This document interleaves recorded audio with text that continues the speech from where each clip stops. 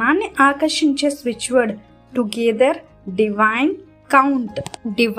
Divine అనే పదాన్ని ఎందుకు ఉపయోగిస్తున్నాము అంటే మనం నమ్మే ఏ దైవ శక్తి నుంచి అయినా మనం ఒక సహాయాన్ని పొందడానికి, అలానే ఆ దైవం యొక్క మద్దతు మనం చేసే పని మీద ఉండడానికి మనం డివైన్ అనే పదాన్ని ఉపయోగిస్తున్నాము. టుగెదర్ అనే పదాన్ని ఎందుకు ఉపయోగిస్తున్నాము అంటే మనకి తెలిసిన వాళ్ళ దగ్గర నుంచి అయినా లేదు ఏ వ్యక్తి నుంచి అయినా ఒక సహాయాన్ని పొందడానికి, అంటే మనం ఏదో ఒక డబ్బులు వచ్చే అవకాశాలని పొందాలంటే మనం ఒక వ్యక్తి రూపంలో మనం పొందగలుగుతాము. అయితే ఆ వ్యక్తి యొక్క సహాయాన్ని అక్కడ పొందుతున్నాం కదా, అందుకే అలా వ్యక్తి యొక్క సహాయాన్ని పొందడానికి టుగెదర్ అనే పదాన్ని ఉపయోగిస్తున్నాము.